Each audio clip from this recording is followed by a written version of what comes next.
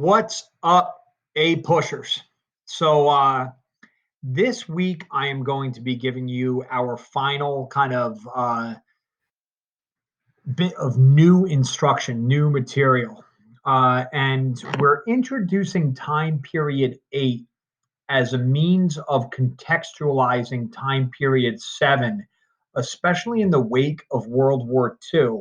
We're trying to understand, like we do, right, the causes and consequences, cause and effect of these wars.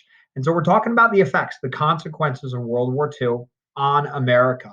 And namely, then we're going to be talking about the Cold War. We're going to be talking about this kind of compliant culture of the 1950s, and then this emerging counterculture that we will later see late 50s, 60s, and so on.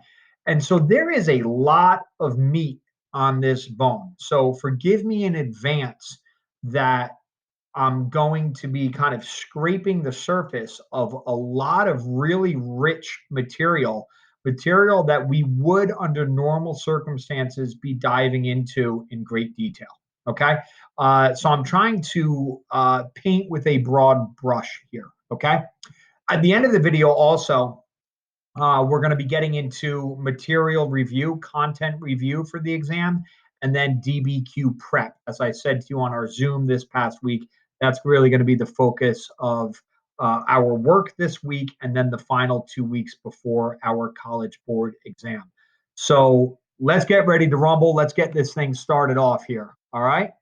Um, we ended our last lessons, right, with America fighting and winning World War II. And so we spoke about victory in the European theater, VE Day, coming as a result of enjoying victories when we talked about like D Day and that sort of thing, bringing an end to the Holocaust, okay, and bringing an end to World War II in Europe. And then focusing on just the Pacific theater, in particular, war with Japan. And so we talked about the United States island hopping strategy. We talked about the Potsdam Conference, right, where the United States asked for unconditional Japanese surrender, didn't get it, embarked on the world's first use of nuclear war, dropping bombs from the Enola Gay on Hiroshima and Nagasaki, and ultimately bringing surrender out of the Japanese and declaring victory over Japan and victory in the entirety of World War II in August of 1945. Okay. And so that brings about this amazing time period known as time period 8 by your college board. Um, Before we go any further, I would ask you to give this video a pause and check out a song that I'm sure you know, "We Didn't Start the Fire" by Billy Joel. I've embedded a YouTube video to a little bit of a different video that shows some kind of some historical accuracies in conjunction with this famous song. But let's talk about time period 8 through one single song. Okay, we didn't start the fire. Pause me and go to Billy Joel.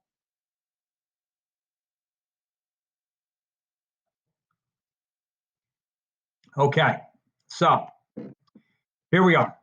As I said, a lot of meat on that bone that we're going to try to paint with a broad brush. We're going to try to do it quickly, and we're going to try to contextualize time period 7 through the introduction to time period 8. Let's get your notebooks ready, huh?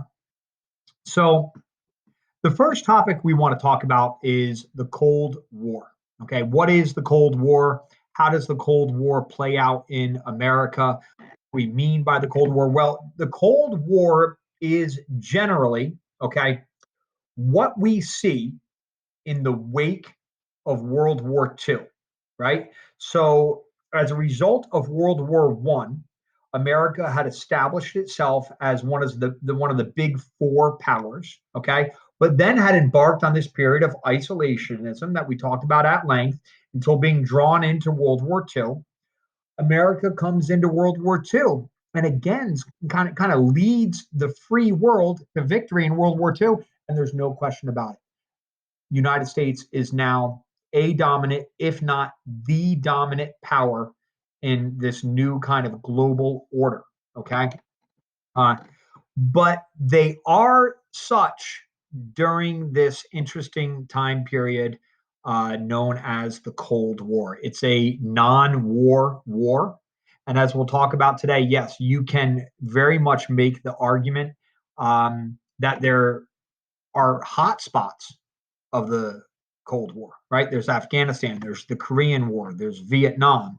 But in general, the Cold War is really an ideological conflict between the free world on one hand, right, and essentially the other superpower becoming the Soviet Union, the Eastern Bloc, the USSR. So it's democracy and capitalism versus communism and socialism. And it's a battle for who is going to win the hearts and the minds of the world around, uh, who can bring in other countries to their ideological fold. Okay. And so we need to understand the Cold War as this new world order with two superpowers leading an ideological conflict, okay, about systems relating to government and economics across the globe. Now, the Cold War plays itself out in a number of different theaters, okay?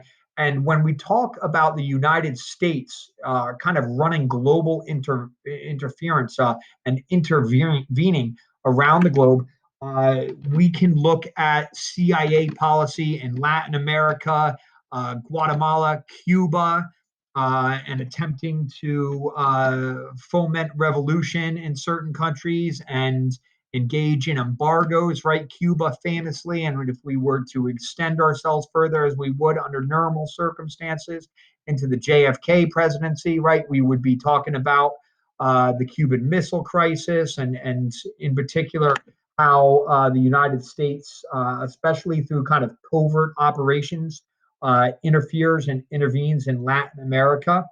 We can talk about how the Cold War plays out from the American perspective in the Middle East. Again, covert operations to intervene in Egypt and other kind of the OPEC nations, the oil, petroleum exporting nations. Okay.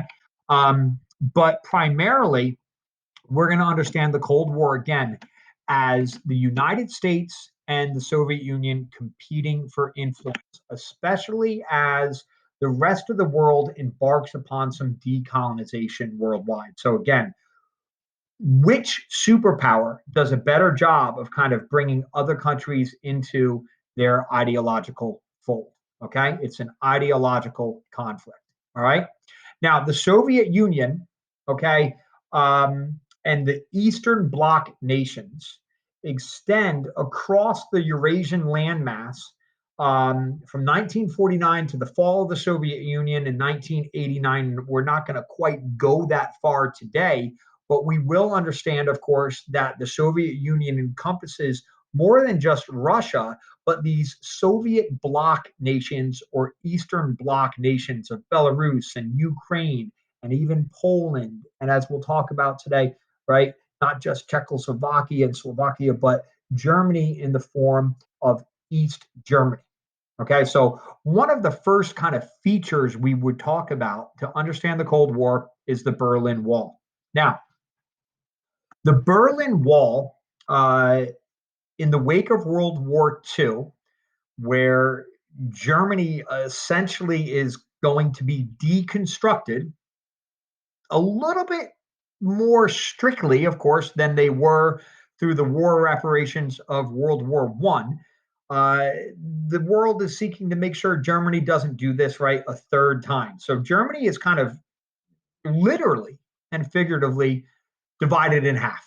Okay, it's divided into these blocks and zones. Okay, some controlled by the Allied free democratic powers, France, Great Britain, the United States, and some controlled by the Soviets. The Soviet controlled zone becomes East Germany. And Berlin, the capital of Germany, is divided right in half by the Berlin Wall. So, in the grand scheme of things, we see that Germany had been a unified nation, which you know it as today, just the nation of Germany.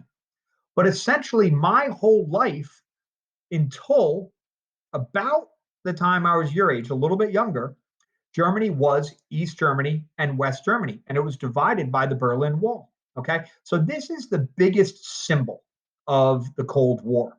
And it's interesting because it becomes a propaganda disaster for the Soviet Union, right? Because the wall is constructed to keep those on the east from escaping to the west. Ain't nobody trying to escape from the west to the east, right? They're trying to escape into freedom. And so take a look at this picture here. This is one of my favorite images of the Berlin Wall because we know intuitively, right, that there's not like a separate weather system controlled by a wall, but you almost get that sense in looking at this picture.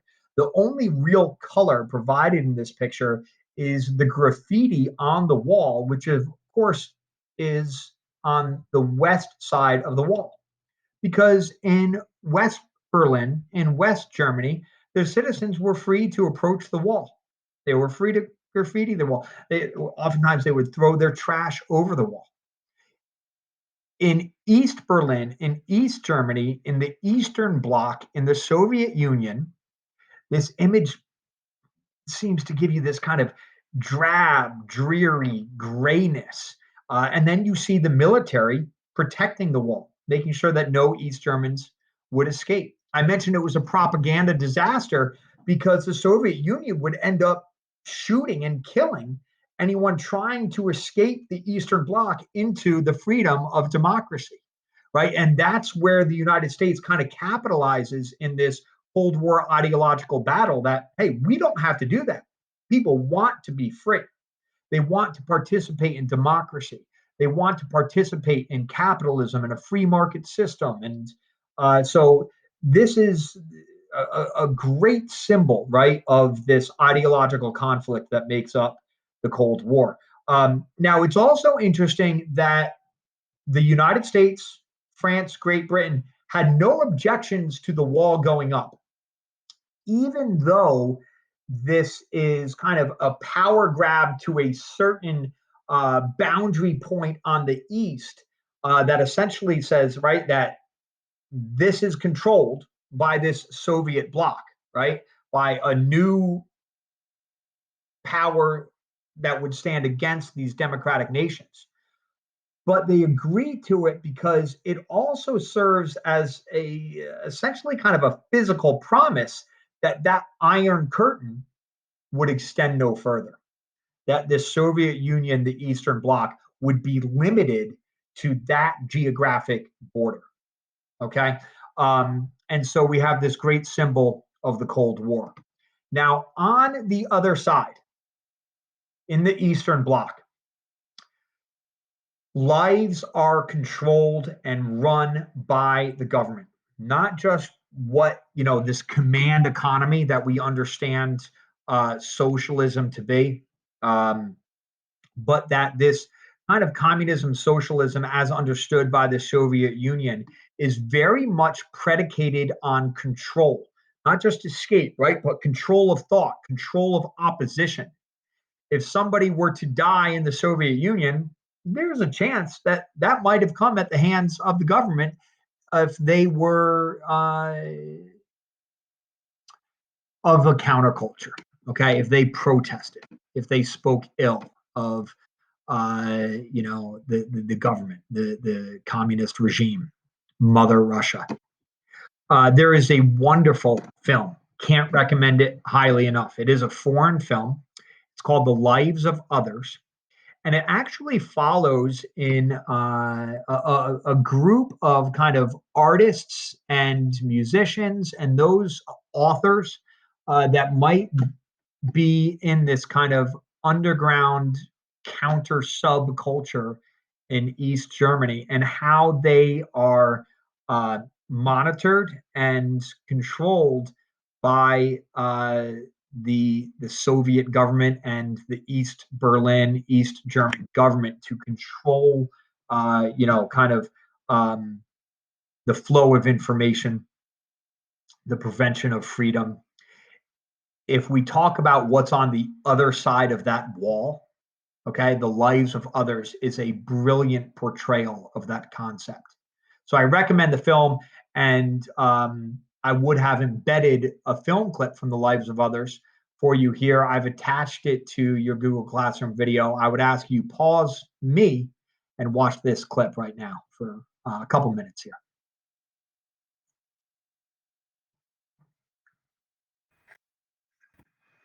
Okay.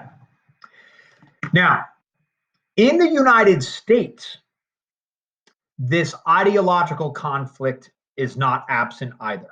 Okay. Um, we come around to what we will call the second Red Scare. The first Red Scare, right, was in the wake of World War One. Are there communists among us? Um, and so the United States, if we are fighting a global ideological conflict, well, you're absolutely right that we would be fighting that conflict within our own borders as well. And so there's this desire to root out communists from within. The government establishes loyalty boards and makes federal employees sign oaths of loyalty, and Congress calls in these liberal-leaning Democratic state officials and publishes their names and calls in the Hollywood elite and tries to root out communists among us. Now, this is especially through the immediate wake of World War II, the late 1940s, and into about the mid 1950s, is this Red Scare where we, as a nation, feel the need in large part to identify are there communists among us? Okay. And so we get to the story of Alger Hiss. I would ask you to pause me and watch a little bit on this Alger Hiss video and the American desire to root out communists among us right now. The next video I would ask you to watch right away speaks to the same concept. And this is a concept known as, and I want you to write it down, McCarthyism. Okay. McCarthyism with respect to the second Red Scare during the early portions of the Cold War. Senator Joe McCarthy is from the state of Wisconsin. And he is a Republican senator who he says our job as Americans and as Republicans is to dislodge the traitors from every place where they've been sent to do their traitorous work. Okay, so he is seeking to root out the communists among us, but especially this liberal Hollywood elite. This is this panic, right, of this second Red Scare. And it's an amazing chapter in history where McCarthy calls in this Hollywood elite before congressional committees. And, the famous phrase is, are you now or have you ever been a member of the Communist Party? And I use that as like a throwaway line when like my kids, say like they don't like macaroni and cheese or something, right? It's almost like a joke, but it's not a joke in the early 1950s when, contrary to every freedom, in an ironic twist, right? The United States is supposed to represent, the land of the free, democracy and free market and capitalism and all this. And yet we also feel this need to kind of control our population and root out the communists among us. It's a fascinating turn of events. Check out this video here. It talks about the second great Red Scare with particular regard to a concept we will know as McCarthyism. Okay, and so that's kind of this brinkmanship, okay, that we see both domestically and again foreign brinkmanship kind of around the world. That we must kind of defeat communism and roll back communism gains. There's this new look policy to build up nuclear arms, okay, and so what the Cold War becomes in large part, right, is this kind of arms race, this nuclear arms race between the free, the West, and the communist, the Eastern Bloc. Okay. That if we can control the arms race, we have this threat of massive retaliation if the Soviet Union ever takes aim upon the United States, and that will it's this brinkmanship, this battle for deterrence. Okay, so we have this ideological battle on one hand, right? That is the Cold War, but it manifests itself in large part between this nuclear arms race, so that each of the two superpowers are attempting to keep the other power at bay. I've seen this represented in graphical form, right, through the buildup of nuclear arms throughout the Cold War period, especially from about 1950 to about 1990, where, if the United States has 100 nuclear arms and the Soviet Union has 115, so the United States has 300, and soon we see each nation with thousands upon thousands of nuclear arms looking to keep the other superpower in check, all right, so that there will be no actual war. Okay, here is one of those graphs that I talk about, and you see kind of the buildup ebbs and flows, but really shows that the Cold War manifests itself in um, a non-hotspot. That's not totally accurate. Like I said, we have Afghanistan and Korea and Vietnam, but it's that there's no actual hot war between the two superpowers. There are these proxy wars, but the nuclear war kind of never comes to be. Okay, and that really is the Cold War. Now, what that was like for Americans must have been, I can tell you, terrifying. Um, the United States citizens lived through 40 some odd years of fear of thermonuclear war at kind of any given moment. Um, we've been talking a lot in World War I and World War II about American propaganda.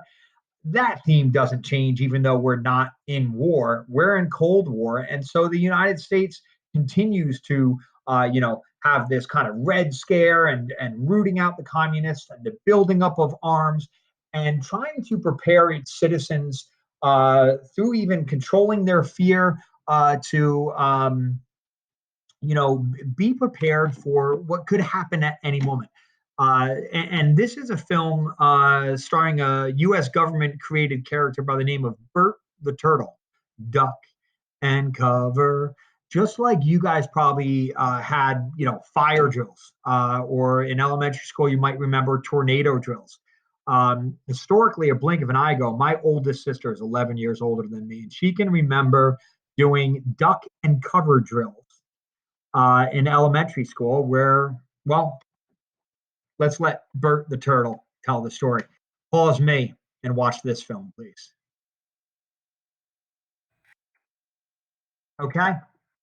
And so we have this threat of nuclear war. We have Cold War in space.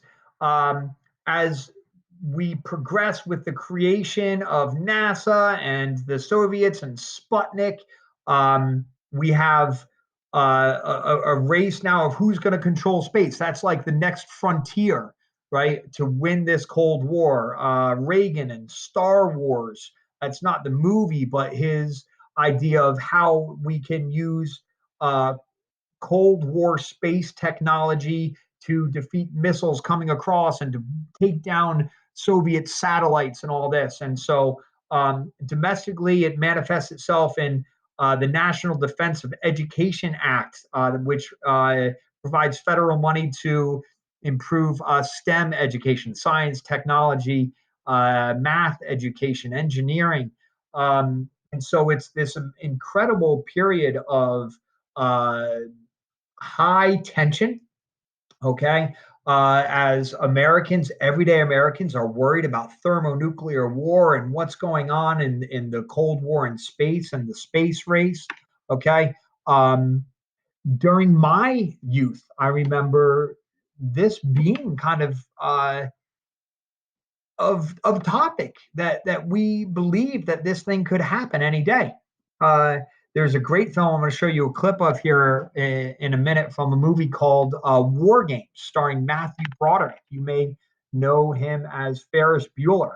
But this is a film from the 1980s, okay, where this Cold War had extended, right, from 1950 all the way to about 1990, just shortly after the fall of the Soviet Union. And we can talk about where Russia is today and the relationships between the two countries and so on. But this was a very real thing to the point that it's a topic for Hollywood filmmaking. In War Games, Matthew Broderick plays a teenage computer hacker, and he gets into like this U.S. Department of Defense or Army or something computer system, and he thinks he's playing a video game where actually, spoiler alert, he's bringing the world to like the brink of mutually assured destruction through thermonuclear warfare. Um, it's just wild, but check out the film clip again. Pause me for a brief film clip. Okay, so again, it's this Cold War is this arms race, it's this space race, okay, but really it is the United States and the Soviet Union competing for influence across the globe. It's an ideological conflict manifested oftentimes by a race in technology and nuclear arms and that sort of thing. But who was going to also bring other countries into their fold? Okay. Who was going to um, let other countries believe in democracy, in freedom, in capitalism? Or who was going to be swayed by the promises that communism would bring countries into kind of the modern world? It is the Cold War battle for influence, in fact, that leads to both the Korean War and the Vietnam War. The basis for the Vietnam War, okay, which the United States sent uh, special operations troops to train some Vietnamese soldiers as early as 1959, was based upon this domino theory that in a region, if one country fell to communism, the next would, and the next would, and the next would. So it's the domino theory. It's the fear, the Cold War fear of the spread of communism that leads to the Korean conflict and the securing of the southern half of the Korean peninsula in the name of freedom. Whereas obviously North Korea went to communism. It leads to the Vietnam War. Again, that if Vietnam fell, well, then so would Laos, Cambodia, Thailand, Burma, India, Bangladesh, and the United States would be on the wrong end of a greater alliance between these communist nations. Okay, so there are absolutely hot spots that forever change the course of modern American history that spring up out of this Cold War. Okay, but it's all about kind of competing for this influence. Now, back in Europe, in the immediate wake of World War II, okay, a couple concepts you really want to understand about how the Cold War plays out and what happens if we are cycling back to our initial, where I was trying to go with this week's lecture. We're cycling back to kind of the cause and effect of World War II, right? So, a couple concepts we want to know. I'm going to cover the Truman Doctrine, the Marshall Plan, and the Berlin Airlift. Well, the Truman Doctrine, okay, Harry S. Truman, President of the United States, is the American political response to this perceived threat of communist expansion in Europe, okay, beyond the Eastern Bloc. So that Berlin Wall is this kind of proverbial line in the sand, but it represents containment, as I said earlier, right? Kind of a promise that the Eastern Bloc would not expand beyond that geographic boundary, okay? Um, and elsewhere, as you see this political cartoon show, here's Uncle Sam with a bag of cash giving aid to Greece and Turkey. He's got blindfolds on. He don't care what we do with it, but we are going to keep those nations in Europe free from communism, the new American foreign policy, as the cartoon suggests here, is to give hundreds upon hundreds of millions of dollars to keep Greece and Turkey free from the scourge that is communism. Okay. And so that comes to represent, in large part, what American foreign policy comes to be in Europe in the immediate wake of World War II. The Marshall Plan goes a little bit further and says, hey, we are actually going to be involved in the physical and literal reconstruction, right? We talked about that in the wake of the Civil War, the physical and literal reconstruction of Europe, because Europe at this point, just like the American South was in the Civil War, right, is war torn. The infrastructure, agriculture, torn to shreds, and it's the place of America in this new world order, right, to come in and help rebuild Europe. That if the United States kind of finances this reconstruction, literal, figurative recovery throughout Europe, then we are going to help, win the hearts and minds of the European people for democracy, for freedom. Okay. And so you see a political cartoon here, the American taxpayer feeding Europe. Hey, here's the Marshall Plan. Let's get you towards self support. Okay. But we're willing to pay for that because we want to win the ideological conflict of the Cold War. In Berlin itself, um, the one of the famous instances early on is the Berlin airlift, where American cargo planes came in and dropped a bunch of goods and supportive notes and all sorts of materials to give to the people who were starving behind the wall, and especially also on the west side to say, hey, this is, let that wall stand here, but we are going to support you. Come with us, be on our side. Okay, so the Truman Doctrine, the Marshall Plan, the Berlin Airlift are all tools of U.S. foreign policy and guidelines of U.S. foreign policy in war torn Europe in the immediate wake of World War II. Okay, at this point now, Dwight Eisenhower is the president of the United States. Richard Nixon, hardcore anti communist, is his vice president. Um, and some of his policies, because he's a little bit moderate, look like acceptance of New Deal policies. The United States has got to be successful as a nation from an economic and infrastructure basis if we want to win that propaganda war, right? If the United States wants to make the Soviet bloc look poor, destitute, well, we also have to look wealthy and successful by comparison. Okay. And so this kind of extension of a New Deal program under Eisenhower in the early 1950s manifests itself through acts like the Interstate Highway Act of 1956, which provide this is what gives us highways that we know today, like Route 80, coast to coast, 95, Route 40. Okay.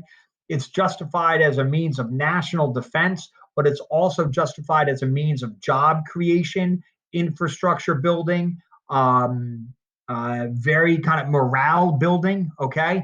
And it results in the growth of American suburbs. It results in the growth of this homogenous culture that the United States looks to establish in the 1950s, that we are unified and successful and happy and peaceful. Okay. And so on the surface, the United States is homogenous and compliant, unified. You'll take a look at the pictures here, white and suburban and happy and successful. Um, there's this incredible rise of the American middle class. Um, there's certainly factors like the GI Bill that allows World War II veterans to go to college for free. Okay. We see this middle class able to establish um, an incredible standard of living that, like, the world has never seen before in the 1950s. Uh, Sometimes with no more than a high school education and a blue collar job, or a college education and a white collar job and one income worker at home. We get to the baby boom. Okay, this is the birth of the boomers. So the boomers, as it were, okay, boomer, right? Here they are. They come into a society post World War II that is happy and compliant and white and successful. Um, the Interstate Highway Act leads to this creation of suburbs. Famously, take note of when you need some evidence to talk about Levittown, Long Island, is the construction of this first kind of like a suburb as we know it. Probably many of us live in suburban areas that might look somewhat similar to what was created for the first time, guys, in the 1950s. Okay. Um, Credit cards come about into American society that allows Americans to engage in this kind of consumerist type economy. And there's this, as I said, this incredible lifting of uh, living standards, okay, where Americans own homes in the suburbs and automobiles and televisions. It's when we talked about kind of this rise of living standards in the 1920s, the 1950s make that look, it's the 1920s on steroids. Okay, and it's this incredible idea of the success that nations will have if they come to the right side, okay, in this Cold War ideological conflict. um, and there's a great means of understanding what American culture is supposed to look like in the 1950s by understanding what it is they were watching in their homes on their televisions. Okay. What is American culture supposed to look like in the 1950s?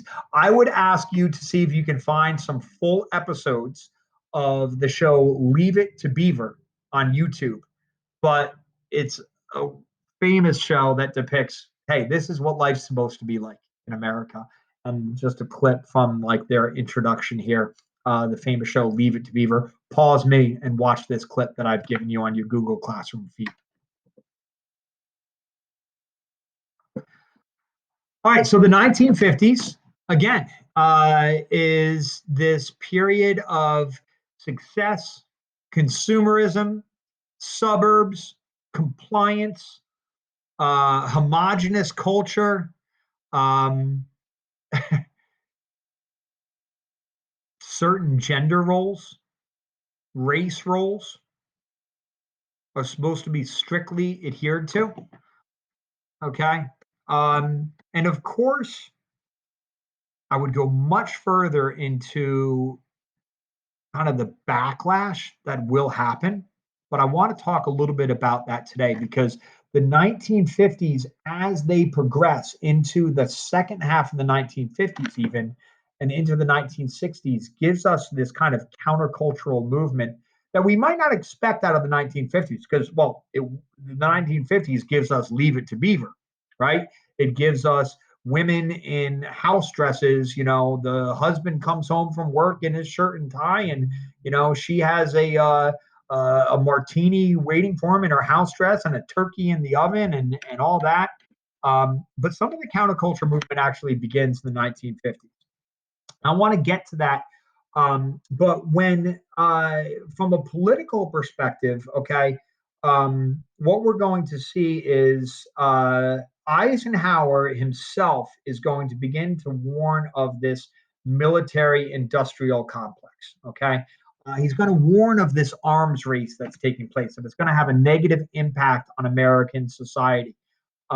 He calls for a relaxation of tension and to control arms efforts. Okay, But yet the United States is still fighting this Cold War abroad, Latin America, and so on. But we have the first kind of warning of this military industrial complex coming to be. And what we will see, as I said earlier, is this kind of emergence in the late 1950s into the 1960s of this kind of counterculture that will come. It's going to start in the 1950s, as I said, and it's going to start with you, young people, and your music, your hippity hoppity, your rock and roll. It's going to start famously, perhaps. If you want to look for kind of a starting point, look no further than Elvis on the Ed Sullivan Show. Pause me and check out Elvis, the king of rock and roll. Okay, and so the 1950s, as this young generation begins to take hold, will begin to see make way for a counterculture, for greasers, rebels, Elvis, and hippies. Okay, the counterculture will include, as I said, it would as a result of World War II and the role that they played in World War II will include women and minorities in particular. Okay. So the idea in the 1950s was this cult of domesticity, right?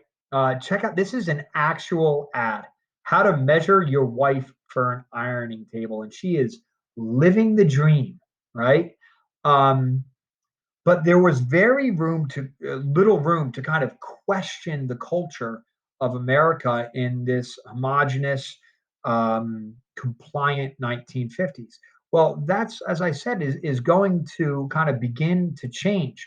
Now, we want to talk about women first because, you know, let's go back to Rosie the Riveter, right? And so Rosie represents that this generation of women had done more than just kind of embrace this cult of domesticity and the feminine mystique. But that is what they were fed as soon as the war came to an end in domestic America, right? That go back to the homes, get out of the factories, stop earning money. You are here now to serve your husbands, okay? Um, and there's this idea that women in large part go back to that, but something just don't seem right. And so we get to a great representation when we look to cite evidence of what's going to happen with a counterculture as it relates to women when we talk about Betty Friedan and a book called The Feminine Mystique. As I let you read that for a minute, I'll highlight the gist of what I wanted to point out for you here. The problem lay buried, unspoken for many years in the minds of American women. A sense of dissatisfaction. She was afraid to ask herself, is this all there is? Over and over, women heard in voices of tradition that they could desire no greater destiny than to glory in their own femininity. How to buy a dishwasher, how to bake bread, how to dress, how to look and act more feminine. But that's going to come into question, and Betty Friedan becomes an incredibly influential force in what we will know as this kind of next modern women's liberation movement taking place in the late 1950s. That's going to set the seeds, plant the seeds for this countercultural movement of women in the 1960s, but really was probably an extension of seeds that had been planted, right, by World War II, right? The feminine mystique has succeeded in burying millions of American women alive, is Friedan's claim. And her book becomes this incredible bestseller, okay? But again, it's an extension on the role that women played in World War II, right? That, hey, we helped win this war. We can do more than just wear a house dress and bake bread. Okay. And so we see this kind of evolution. So I'm really kind of, again, painting with a broad brush. I'm taking us from, Rosie the Riveter to the kind of feminist movement we're going to see with the burning of bras in the 1960s. Okay. But understand kind of what's taking place here. And if you want one specific to talk about what set all of that in motion, right? We would talk about Rosie the Riveter, and we would talk about Betty Friedan and the feminine mystique.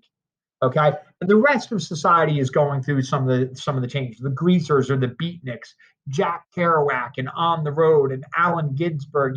They criticize this conformity of the decade of the 1950s. Elvis comes along, and older people can't believe it. What are you watching? The way that man moves his hips on the Ed Sullivan Show. This is like controversial. Yeah, you can't even imagine that being controversial between like what I see on TikTok, for instance. But hey, that's where we are in the 1950s. But things are changing, right?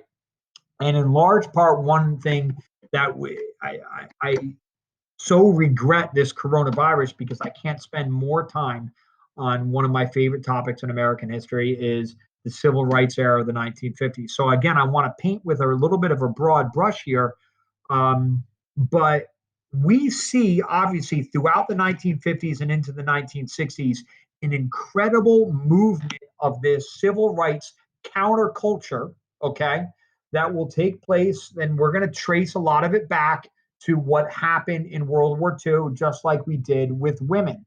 And the fact that African Americans played an incredibly significant, pivotal role in winning the war for America and freedom and democracy in World War II. But then they come back to an America where they have none of this, right? And so if the Cold War is this ideological battle of, freedom versus, the prison that is communism and socialism, well, where do African Americans fit in? Because they don't have freedom, right? They have a Jim Crow America. They have segregated schools. There's don't let Northerners tell you it exists throughout the country. This segregated America, right? But in the war, okay, as I said, they had a desegregated military. There were civil rights pros that took place in the military, right? But now they're supposed to come back and play, well, literal, right, backseat roles. Okay, when we talk about the Montgomery bus boycott. Okay, and so the seeds for this civil rights counterculture can be traced back to World War II. And these African Americans come back, and now they're supposed to be in the back seat again. All right. And so we get to land probably one of, if not the most important decision in the history of the Supreme Court is Brown v. Board of Education, Topeka, Kansas, 1954, right? That overturns what had been, right, stare decisis, let the decision stand, from the Plessy v. Ferguson case of 1896. Remember, that allowed for racial segregation in public facilities, namely train cars at that time, right? Could be segregated by race as long as those facilities were separate but equal. And what Brown v. Board decides is that separate is inherently unequal. That the colored schools they have worse facilities, older beaten up supplies, lesser paid teachers, okay? And it throws out Plessy v. Ferguson. It says, where the federal government has undertaken the responsibility to educate its citizens, it must do so on a fair and equal basis. And it's ruled that all schools must desegregate with all deliberate speed. And of course, that doesn't happen. Okay. And so there are some incredible civil rights battles fought in the wake of the 54 Brown v. Board of Education decision throughout the 1950s, throughout the 1960s, okay? Um, and it's all a part, again, right, of this kind of countercultural movement. I mentioned Rosa Parks, the Montgomery bus boycotts, the rise of Martin Luther King Jr. Um, if you want to take a look at an incredible series, like I've recommended some of these series, if you want to take a look at some great time period 8 documentaries, uh, the, the two more than any that I would recommend. One is called Eyes on the Prize. Do yourself a favor, write it down. Eyes on the Prize. It is a fantastic, I think like 15-part documentary series. I could be wrong about how many parts it is, but it's unbelievable. And it's all about the civil rights struggle throughout the 1950s and the 1960s, and featuring actors like Rosa Parks and Martin Luther King Jr., and some of the famous instances that, again, we're just going to touch on today and do an incredible disservice today. Okay. The other one I would recommend, by the way, having already talked about at least name dropping Vietnam, is, my boy, Ken Burns, and his series, The Vietnam War. If you watched those two series and those two series alone, you'd have an incredible understanding of time period 8. You could get away with understanding just about everything there is to be said about time period 8 by just watching those two documentaries. Granted, it would take you a number of incredible hours, but you would enjoy every single one. So here we have this kind of this countercultural civil rights movement that's taking place. Um, the uh, the Southern Manifesto, signed by over 100 members of Congress, says we're not going to pay attention to Brown v. Board of Education. Okay, we are going to keep our schools segregated. There's actually, if you look into the story of the Little Rock Nine, the president says it's my job. We talk about separation of powers. It's my job to enforce federal law. The Supreme Court has declared segregation to be unconstitutional and desegregation to be the law of the land. And the president has a constitutional duty to uphold federal authority. So we actually have kind of a quasi military conflict featuring National Guard troops in Little Rock, Arkansas. Check out the Little Rock Nine. Okay.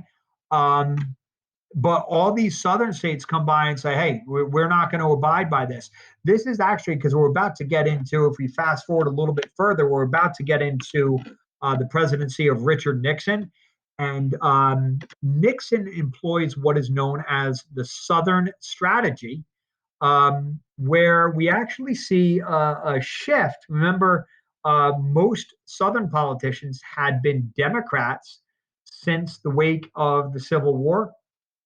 Well, most Southern politicians today are Republicans.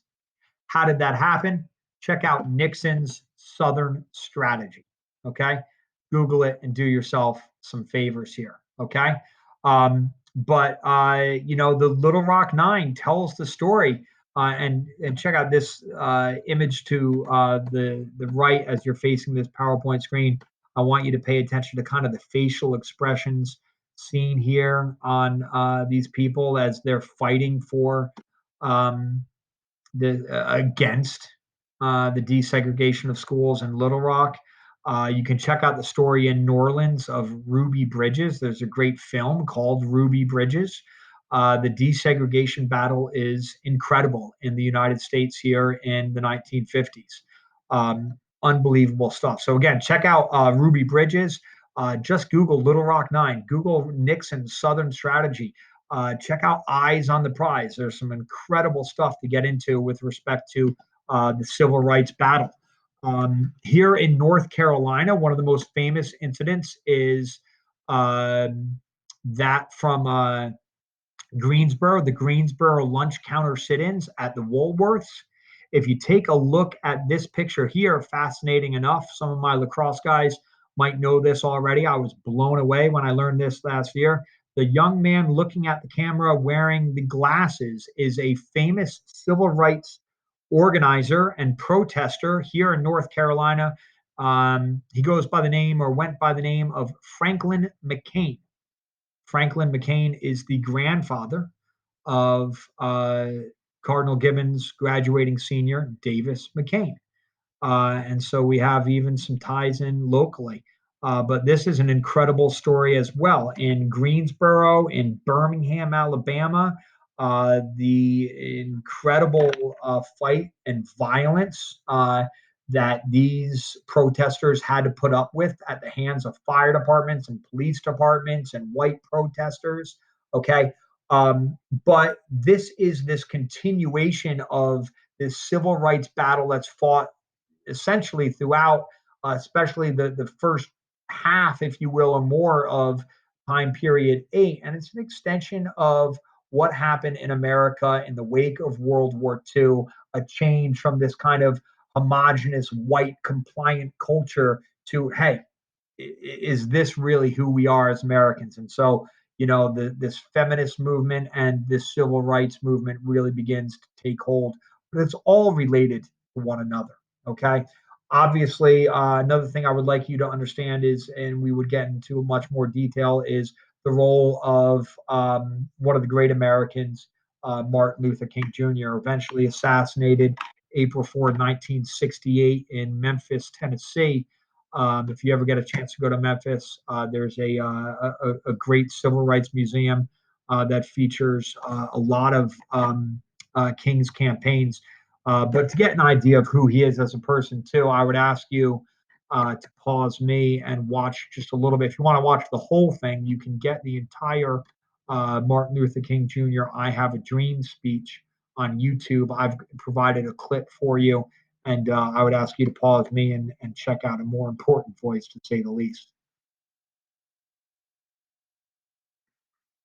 Okay, and so there we have it, guys. What I've tried to do again is paint with a very broad brush and scratch just surface deep to take us through what is the Cold War, how that played itself out internationally and domestically in America, and what America went through in the immediate wake of World War II with this kind of happy, kind of compliant culture, and then this shift of this counterculture that is related, right? This is that pendulum that I've talked about, right? Between kind of conservatism and progressivism. And here we see it represented very clearly between the 1950s and the 1960s. It'll come back in the 1980s. Okay. But this is a very broad brush of time period 8, which I hope allows us enough evidence to kind of contextualize what happened at the end of time period 7 in the wake of World War II, this new world order, the United Nations, and Cold War, United States versus the Soviet Union in the wake of World War II. The world divided literally and figuratively by this Iron Curtain, the Berlin Wall. So that's all I was trying to get through today. I'm going to ask of you, please, to begin to engage in some content review, especially time periods 3 through 7 is where I want you to focus, because that's going to make up our options for the DBQ, which is all you have to take on this year's test. Okay. You can get into some time period 8 to assist you with contextualization. Okay. I've recommended another number of documentaries here today as well. But the sources I would steer you to is go to the College Board website. They have some free seminars posted right now. They have previously released tests. Go to Gilder Lehrman. We've made use of them throughout the year. Go to Jock Z Productions on YouTube. I've steered you there before. Go to the Tom Ritchie website that I'm going to show you some more materials from later on today for this week's class. Series and resources that you'll see on resources like Fiveable and Magoosh. There are a number of many other resources out there, but you need to engage on your own on some broad content review. Again, please focus on time periods 3 through 7 to make sure you know your stuff. As I've tried to even paint with a broad brush today, and you got to be able to spin that narrative, you probably want to also be able to draw on what kind of specifics do I need to know? What kind of documents? What kind of actors, factors, figures, and facts do I need to understand? So as you engage in a broader content review, look for some specifics that you can utilize for evidence, outside evidence that you'll need on your DBQ. Let's get to our DBQ. Let's get to, how do we study for this test? What is this test? Okay. So I mentioned before, I mentioned today, it's 1 45-minute DBQ. You can write it by hand, you can type it. Okay. You can have these open resources that I talked about, but you only got 45 minutes. How am I being graded? What does it look like?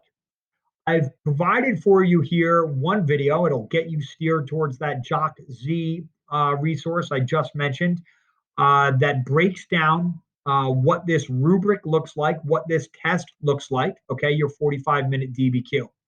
I would ask you to please, again, pause me and watch this video. I think it's about 10 minutes. It's worth your time. It's going to help you understand where we're going with what we're doing next, which is our first DBQ practice. Okay. So pause me and watch this Joxy video on understanding this new exam and this new rubric. I'll wait for you to come on back to me after you watch that. Okay, so I have also published for you what our rubric looks like, a practice guide for writing, how you get a certain number of points, how to go about writing our DBQ. Okay, here's what I'm going to ask of you to do this week. We are going to write our first DBQ. You're going to get practice in understanding this rubric and in writing a DBQ, which we've done once before in class. We're going to do this 2 more times at least over the next 2 weeks. This is week 1 of 3 of getting this done. Okay, so follow the rubric, use evidence, be historically accurate, get your contextualization, get a strong thesis, support it with evidence, how that evidence supports your claim in your thesis, and so on. You need to be able to understand that rubric, all right? And then you need to get into this work. So if you go to Final Site and you go to Resources, go to the SEQ, LEQ, DBQ folder, go to the DBQ folder, go to the 2020 DBQ distance learning folder, go to the week number 1 rubric intro and first topic folder. And I've got 2 resources there for you. Okay. One you'll see is a practice guide for the 2020 DBQ. One is our first prompt. All I'm asking you to do right now is to read through those documents and make sure, in addition to the video I just asked you to watch, that those things make sense to you. Okay? And so the next thing I talk about is what is our schedule this week. It's going to be a little bit different. Okay? Guys, we have been meeting at 10 a.m. We're now going to meet at 9:45 a.m. this week. Here's what you're going to do. Review this stuff before we Zoom as a class. We're Zooming at 9:45 on your dedicated day, okay? Then I'm going to talk about the big picture and all that stuff, and I'm going to get you off into some Zoom breakout sessions of about 3-4 people, okay? You are going to be working on the DBQ prompt and the documents provided in this DBQ practice number 1.